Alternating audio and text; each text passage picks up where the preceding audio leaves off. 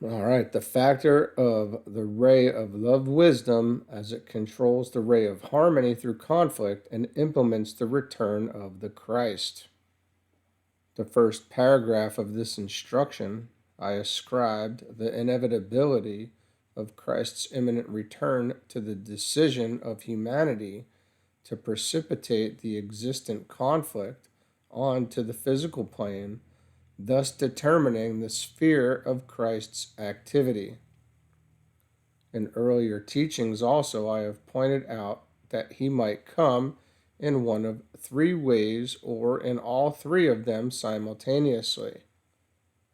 The issues which have emerged as the result of the conflict upon the physical plane and of its shifting by man's decision today onto the mental plane have made completely evident the fact that the locale of Christ's influence will be, therefore, the entire three worlds of human evolution, which naturally includes the physical levels of experience and demands his physical presence. Let me make the facts somewhat clearer and enlarge somewhat upon these three modes of his appearing, of his coming, his advent, and of his physical recognition by humanity. 1. By his overshadowing of all initiates and disciples who are today, or will be at the time of his arrival, active in the three worlds of human evolution. This involves his influencing their minds telepathically. This overshadowing or influencing will be his primary work upon the mental plane. This will constitute one of his most effective methods in his proposed spiritual interference in world affairs. Through the medium of these members or affiliates of the hierarchy, he will have outposts of his consciousness in every nation. Through them he can work. 2. By the pouring out of the Christ life or consciousness upon the masses everywhere and in every nation. This spiritual inflow will bring about the reorienting of human desire and will evoke the emotional reaction to his presence. This therefore brings the astral plane within the activity sphere of his influence. This involves the release of the energy of goodwill into the hearts of men, predisposing them towards right human relations. It is this establishing of right relations which is the major objective of his coming triple activity. The masses everywhere will be responsive to the work and the message of the Christ as it is implemented from the mental plane by the disciples and initiates, overshadowed by the mind of Christ. 3. By his physical appearance among men. Through his own immediate appearance, he can establish a potent focal point of hierarchical energy upon earth in a manner not hitherto possible. He has never deserted humanity and has always kept his promise to stay with us all the days, even unto the end of the age. Men in all lands will know where he can be found. The locale of this focal point of his threefold spiritual activity cannot here be disclosed, for it is contingent upon the results of the sequential processes of overshadowing and outpouring. The first of the three methods which will lead to the eventual physical reappearance of the Christ has already been set in motion. Disciples and initiates in all lands are starting the work preparatory to the outpouring of the Christ's spiritual force, leading to the awakening of the Christ consciousness, as it is usually called, in the hearts of men. This outpouring will come as the result of three activities. 1. The work and the teaching of the trained disciples and initiates, as each of them in his own way points out the surety of Christ's coming and thus implements the innate expectancy of the masses. 2. The evocation of a united hierarchical response through the use of the great invocation, You will note how this invocation can be interpreted in terms of the three modes of the return of the Christ. A. Let light stream forth into the minds of men, influencing the minds of disciples, the enlightening of intelligent humanity related to the mental plane in stanza 1. And B. Let love stream forth into the hearts of men, the influencing of the masses everywhere, the pouring out of the Christ Spirit related to the astral plane and stanza 2. And C. The purpose which the masters know and serve, the anchoring of the hierarchical energy on earth, the physical appearance of the Christ related to the physical plane and stanza 3. What this divine purpose may be, the Christ will reveal upon his arrival. The focal point of his activity will be dependent upon the medium used by him to implement that purpose, known only to him and to the senior members of the hierarchy. Should politics be the medium through which he best can serve, that then will determine the locality of the focal point. If it should be the religious organizations of the world, it may prove to be elsewhere. If the field of economics or of the social sciences, then still another locality may prove appropriate. The determining factor in all cases, and that which will indicate to him the appropriate place for this focal point, will be the number and the ability and status of the disciples found active in the chosen field.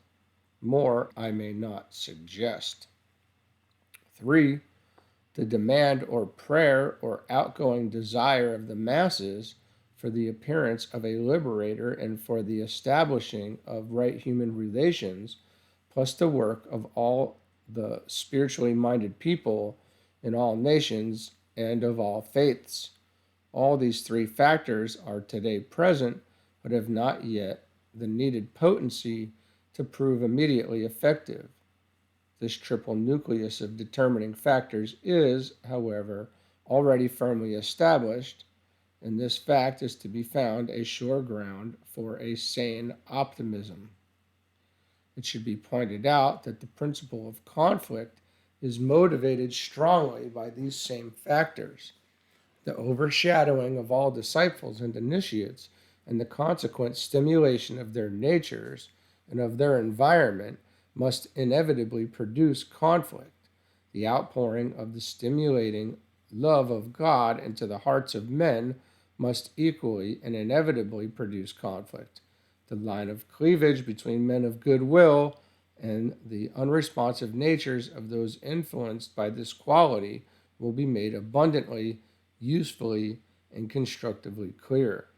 It will be obvious also that when Christ establishes the center or focal point of the divine purpose in some definite place on earth, its radiation and implementary potency will also produce the needed conflict which precedes the clarification and the renunciation of obstructions. But there will come a point in all these three spheres of Christ's proposed activity when conflict will be superseded by harmony. This is due to the fact that the energy of harmony through conflict is under the control or influence of the energy of the second ray of love wisdom.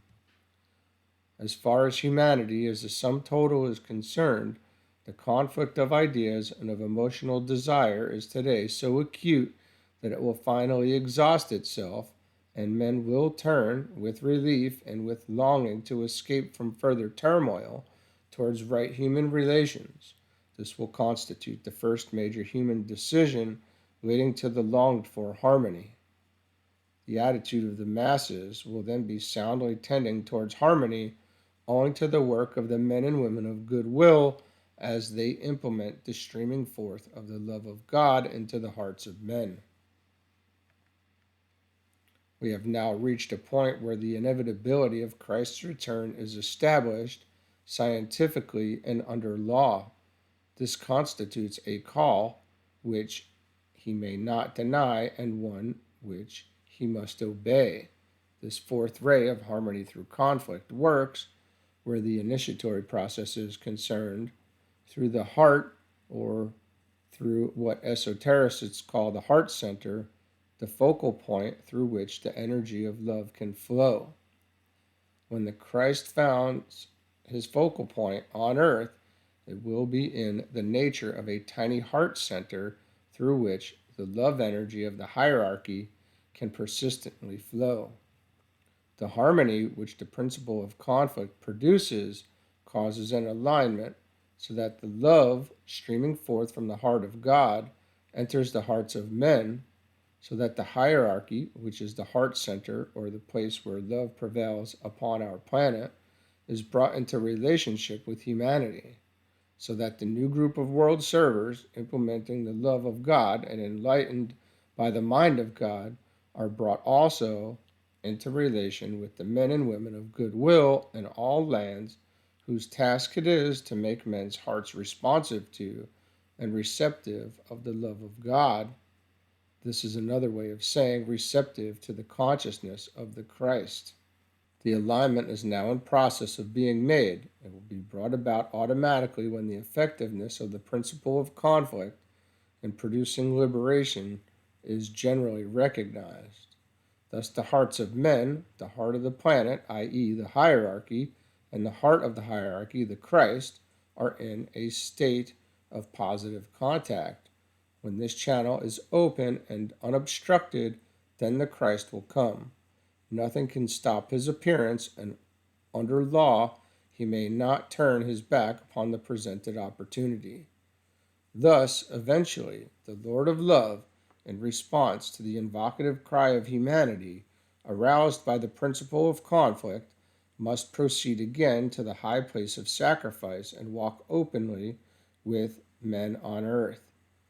His heart, embodying as it does the love of God, is drawn forth from the heart of the planet, the hierarchy, to the hearts of men, and the path of his return to earth service stands unchallenged and unobstructed. Again, under law, a profound optimism is engendered and may be rightly developed. The heart center of humanity is created by the sum total of the hearts, symbolically speaking, of all those men of goodwill, in or out of the churches and irrespective of their political concepts, who are serving their fellow men, sponsoring human welfare movements, working for the establishing of right human relations, and constantly offsetting the separativeness of the human mind through the inclusiveness of the divine love nature. You have, therefore, as a guarantee of the return of Christ into public recognition, an implementing of a great alignment. This alignment, when effectively concluded, will bring about a clear channel or pathway of return or line of light or magnetic power between one, the center where the will of God is known. This is Shambhala, where the will to good originates. This will to good is essential love. 2, the hierarchy, which is the planetary heart center. 3, the Christ, the very heart of love within the hierarchy. And 4, the initiates, disciples, aspirants who form the new group of world servers seeking to embody the love and light needed in the world today. 5, the hearts of the men of goodwill in all the lands who are responsive to love as it can express itself through right human relations. And lastly, 6, the focal point through which the Lord of Love will work on earth.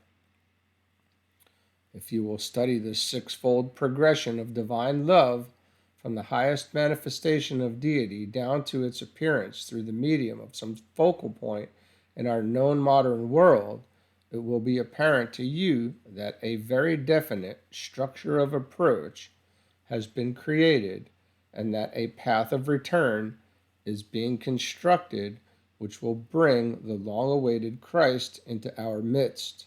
Nothing can stop or prevent his return today.